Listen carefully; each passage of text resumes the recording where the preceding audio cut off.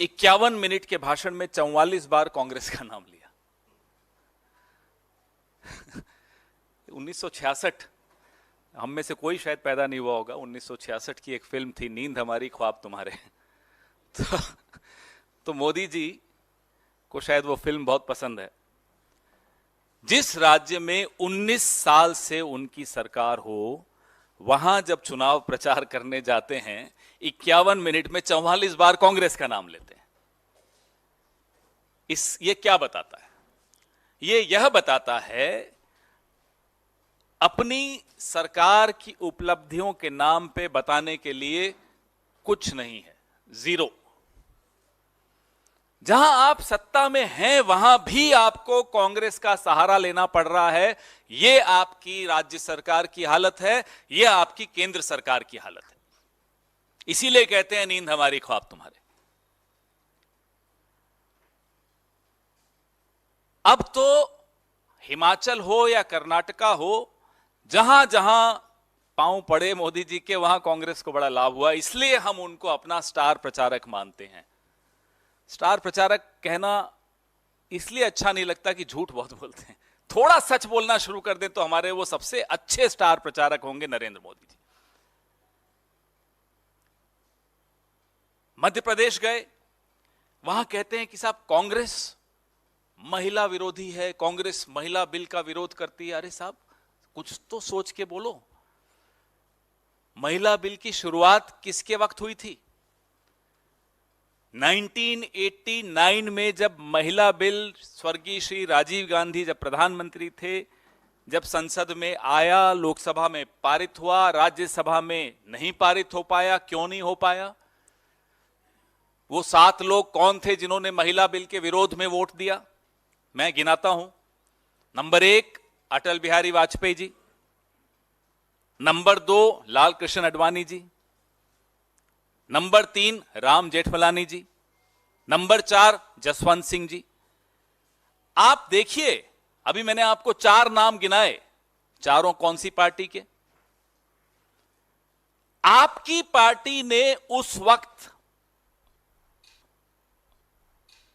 1989 में, 89 होता है, 1989 में जब यह बिल पास हो सकता था, तब आपकी पार्टी के नेताओं ने, आपकी पार्टी के सांसदों ने राज्यसभा में यह बिल गिराया। आ जाइए अब आप 2014 में, 10 साल हो गए होने आए हैं, आपका पूर्ण बहुमत था, आपको पूरा सहयोग विपक्ष से था इस बिल पर। क्यों नहीं लाए? 10 साल आपने गंवा दिए।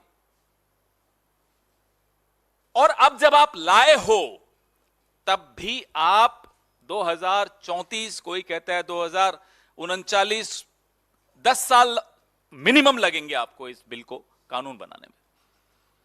यह आपकी नीयत है।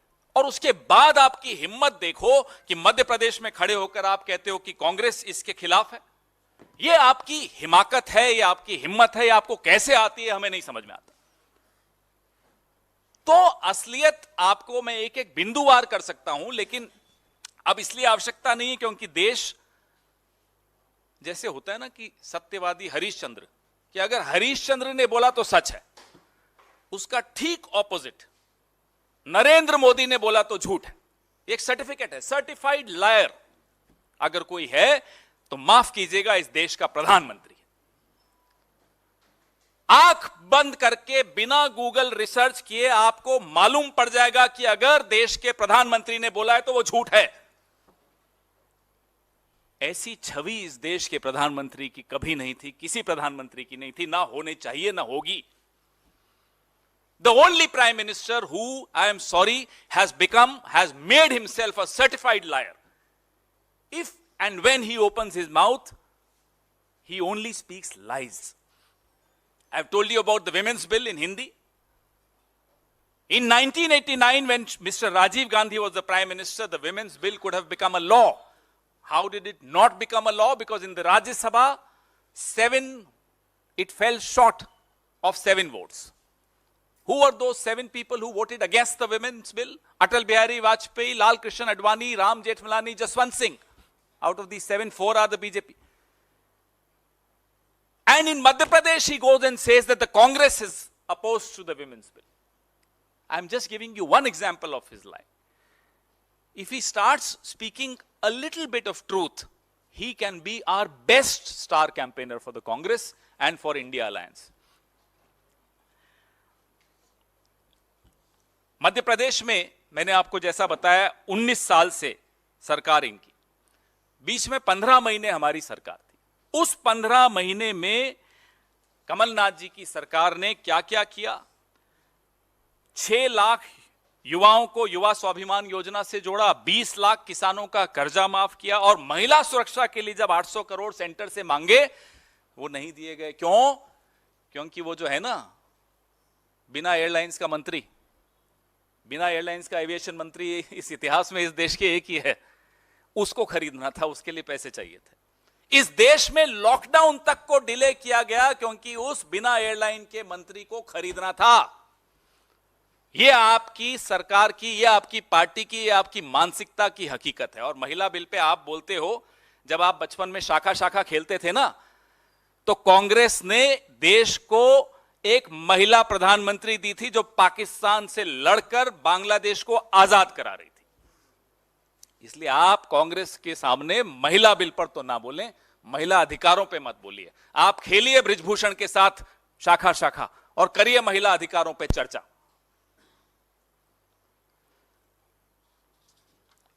आप कहते हैं कांग्रेस को गरीबों की चिंता नहीं।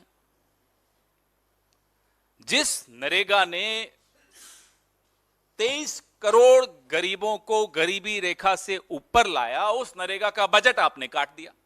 उस नरेगा को आप पानी पी पी कर कोसते हो। फिर आप कहते हो कि कांग्रेस को गरीबों की चिंता नहीं है। आपने ना केवल उन 23 करोड़ लोगों को फिर से गरीबी रेखा के नीचे धकेला, 14 करोड़ और नीचे साथ में भेज दिया। तो आप जब भाषण, या तो आपका जो भाषण लिखता है उसको बदल दीजिए या अपनी शैली बदल दीजिए। आप अब बदलें न बदलें, सरकार आपकी अब बदलने वाली है। राहुल गांधी ने एक चुनौती आपके सामने दी। करिकुलम में कास्ट रिजर्वेशन की बात हो रही है। आपकी असलियत उस दिन समझ में आ गई जब संसद में एक्ट्रेसेस थी, राष्ट्रपति नहीं थी। यह मानसिकता बताता है आपकी। क्यों नहीं थी राष्ट्रपति? क्योंकि वो आदिवासी हैं। फिल्म एक्ट्रेसेस आएंगी संसद में, लेकिन राष्ट्रपति नहीं आएगी। तभी राहुल गांधी कहते हैं कि आप जातिवादी हो, आप दलितों के खिलाफ हो, आदिवासियों के खिलाफ हो, अल्पसंख्यकों के खिलाफ हो, महिलाओं के खिलाफ हो। किस मुंह से आप वोट मांगने जाते हैं? किस मुंह से आप बातें करते हैं इतनी बड़ी बड़ी? बृजभूषण को निकाल नहीं पाए, बात महिला अधिकारों की करते हैं।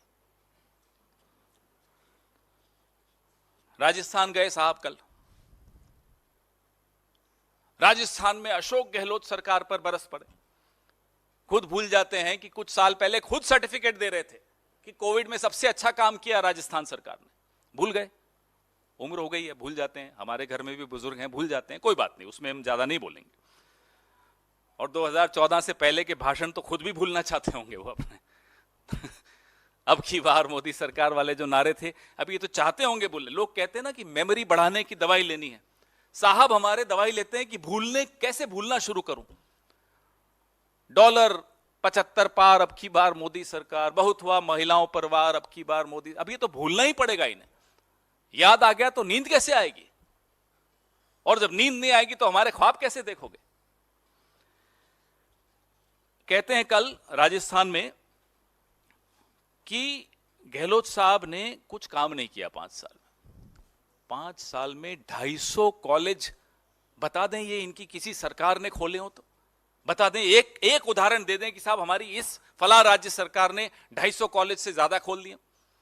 मैं तो सिर्फ कॉलेज की बात कर रहा हूं। स्वास्थ्य योजना करें, आयुष्मान की बात, और तुलना करें उसकी चिरंजीवी योजना से, समझ में आ जाएगा। 25 लाख का इलाज मुफ्त, यह गहलोत साहब की सरकार ने किया।